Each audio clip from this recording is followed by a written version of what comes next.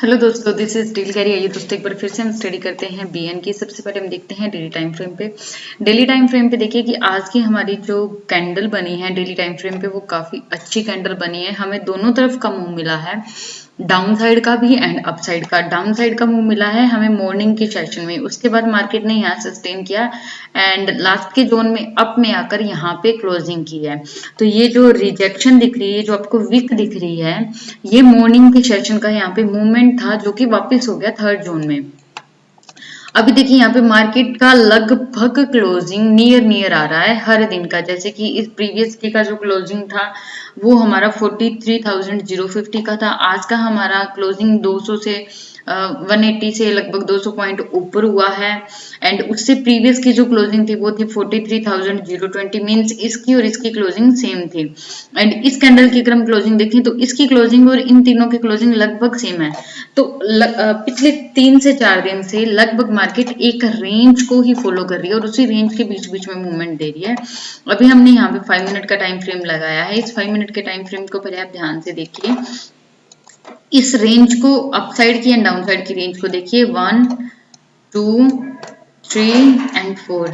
ये 4 डेज ऐसे हैं जिसके अंदर मार्केट ने एक रेंज के अंदर ही यहाँ पे क्लोजिंग दी है। लगभग इसी रेंज के अंदर भी ओपनिंग ही इसी रेंज के अंदर रही है। अब हम पहले देखेंगे आज के चार्ट को कि आज हमें मूवमेंट किस तरीके से मिला है। उसके लिए हम पहले यहाँ पे ड्राइंग को रिमूव कर देते हैं। हम यहाँ पे पहले बिल्कुल यहाँ माइनर सा जो एरिया है उसको यहाँ पे हाईलाइट करते हैं, जो कि हमने ऑलरेडी सुबह से ही यहाँ पे हाईलाइट किया हुआ था कि यस अगर ऐसा कुछ बनता है तो हमें यहाँ पे एक अच्छा मूवमेंट देखने को मिल जाएगा। जितना हो सके उतना ट्रेंड लाइंस को अच्छे से लगाइए एंड उनको अच्छे से समझने की कोशिश कीजिए। हॉरिजॉन्टल लाइन को, इन सारे जितने भी चार्ट की स्टडी होती है उसे आपको अच्छे से करना बहुत ज्यादा जरूरी है।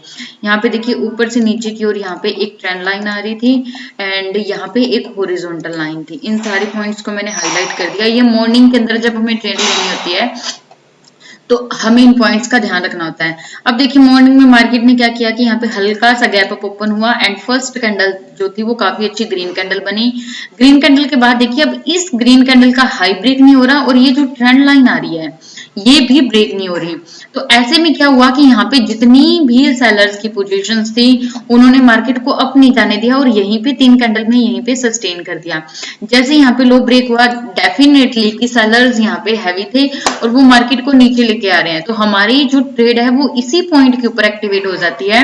और यहाँ पे मैंने लिया था 43,200 का पुट एंड उसमें ट्रेड लगभग मंडी थी 234 था या ऐसा ही था, कुछ 234 ही था शायद। और वो काफी अच्छी ट्रेड थी और उसने वन में वहां पे मूवमेंट दिया। मान लीजिए कि आप इस क्लोजिंग को देखकर और इस क्लोजिंग को देखकर आप यहाँ पे एक बार अपनी पोजीशन को जो है वो एग्जिट पे कर देते हैं, देन नो वरी। यहाँ पे देखिए इनसाइड कैंडल बनी है यहाँ पे एंड अगेन यहाँ पे ट्रेंड लाइन ब्रेक हुई है एंड प्रीवियस डे का जो ये वाला लो है ये भी ब्रेक हुआ है। यहाँ पे फिर से ट्रेड एक्टिवेट हो रही है जिसे हम फ्रेश ट्रेड बोलते हैं। वो फ्रेश ट्रेड यहाँ पे बनी, डाउन तरफ का अब हमें मूव मिला। अब नाउ नेक्स्ट ये हमारा लो था, एज अ सपोर्ट काम किया। ओवरऑल जो हमारा ट्रेंड है वो अप ट्रेंड है। तो यहाँ पे जो ये प्रीवियस वाला ये वाले जो स्पोर्ट्स थे ये वाले स्पोर्ट यहाँ पे एक्टिव हुए। एक्टिव होने के बाद आप इनको देखिए ध्यान से कि यहाँ पे हर बार जो स्विंग बन रहा है ये डाउन आया, इस स्विंग को अप गया, अप जाने के बाद ये वाला स्विंग इस वाले स्विंग से ऊपर है, तो ये हमारे लिए एक पॉजिटिव सिग्नल था। फिर मार्केट अप गई, इस हाई को तो क्रॉस कर दिया लेकिन यहाँ पे सस्टेन नहीं कर पाया। दोबारा फिर से मार्केट नीचे आई। अब इस वाले स्विंग से ये वाला स्विंग भी ऊपर है। अब जब दोबारा यहाँ पे ये वाला स्विंग ब्रेक हुआ तो देखिए काफी अच्छा मूवमेंट मिला, मार्केट नीचे भी आई। ये जो रेजिस्टेंस है इसने यहाँ पे एज अ सपोर्ट वर्क किया एंड यहाँ पे भी ट्रेड अच्छी से एक्टिवेट हुई एंड फिर यहाँ पे काफी अच्छा काफी अच्छा यहाँ पे हमें अपसाइड का भी मूव देखने को मिला। अब मैंने पूरे चार्ट को अच्छे से एक्सप्लेन कर दिया कि कौन सी ट्रेड आपकी कहाँ बन रही थी, कहाँ पे एक्टिव हो रही थी, सारे पॉइंट्स हमने डिस्कस कर लिए। अभी कुछ एक पॉइंट्स रहते हैं वो मैं यहाँ पे हाईलाइट करना चाहती हूँ। अब हम चलते हैं 15 मिनट के टाइम फ्रेम पे। 15 मिनट के टाइम फ्रेम पे आप ध्यान से देखिए नीचे से ऊपर की तरफ एक ट्रेंड लाइन आ रही है एंड यहाँ पे मार्केट ने जो सस्टेन किया उसके पीछे का लॉजिक वही है, क्योंकि पीछे से जो ट्रेंड लाइन आ रही थी उसको मार्केट ने यहाँ पे फॉलो किया। यहाँ पे हम एक मिनट, ये और भी पीछे से ये वाली ट्रेंड है, यस यहाँ से उठाएंगे हम,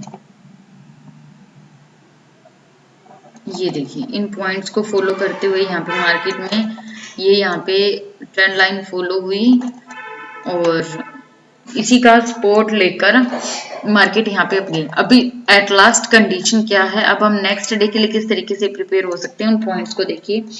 मार्केट अपने ऑल टाइम हाई को आज इसने फिर से टच किया, मींस पहले 339 का था, आज भी 336 का लगा, मींस ऑल टाइम हाई के पास इसने टच किया है और ऑल टाइम हाई नहीं लगाया। अब हम इस रेंज को हाईलाइट कर देते हैं। देखिए इस रेंज को हाईलाइट करने के बाद अब हमारा नेक्स्ट डे के लिए क्या प्लान हो सकता है वो पॉइंट्स हम डिस्कस करेंगे।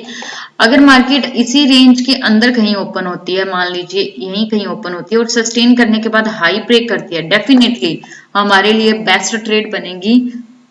वन मोर थिंग, अगर मार्केट यहीं ओपन होने के बाद फर्स्ट कैंडल नीचे आती है, रिजेक्शन लेकर क्लोजिंग ऊपर करती है, तो भी हमारी ट्रेड एक्टिवेट हो जाएगी मॉर्निंग के सेशन में। ये तो हम बात कर रहे हैं कि अगर मार्केट अप जाए तो हमें क्या करना है। सेकंड ऑप्शन ये हो सकता है कि मार्केट गैप अप ओपन हो।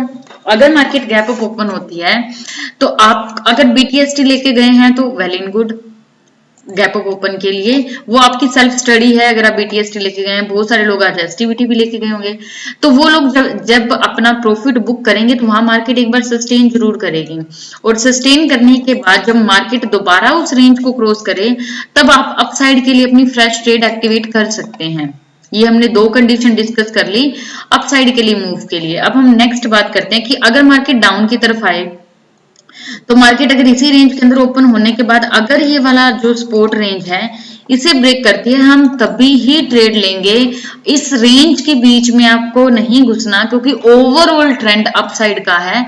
अपने सपोर्ट को, अपने रेजिस्टेंस को जरूर ध्यान में रखना है कि कौन सा सपोर्ट ज्यादा स्ट्रॉन्ग है और वो ब्रेक हो तभी आपको ट्रेड लेनी है, स्ट्रॉन्ग रेजिस्टेंस ब्रेक हो तभी आपको ट्रेड लेनी है। तो ये एक्टिवेशन ऑफ ट्रेड के बारे में हमने डिस्कस किया कि आपकी ट्रेड एक्टिवेट कब होगी। इसके अलावा जो सपोर्ट रेंज होती है आपको उन पॉइंट्स को ध्यान में रखना जरूरी होता है। जैसे कि यहाँ पे ये वाली जो रेंज है ये आज एक्टिव हुई, ये वाले पॉइंट्स जो है ये एक्टिव हुई क्योंकि इसने यहाँ पे बार बार यहाँ पे एज अ रेजिस्टेंस, यहाँ पे एज अ सपोर्ट, यहाँ पे एज अ रेजिस्टेंस, मींस बार बार काम किया है। तो जिन पॉइंट्स के ऊपर ये बार बार काम करता है उन पॉइंट्स को हमें समझना बहुत ज्यादा जरूरी है। इसके साथ साथ आप सारे बैंक्स को स्टडी कीजिए। बैंक को स्टडी करेंगे तो आपको ये आइडिया लगेगा कि बैंक्स किस तरीके से हेल्प करते हैं बीएन के चार्ट को ऊपर या नीचे लेके जाने में। तो आई होप सो कि जो भी पॉइंट्स हमने डिस्कस किए आपको अच्छे से क्लियर हुए। Thank you so much, God bless you, take care.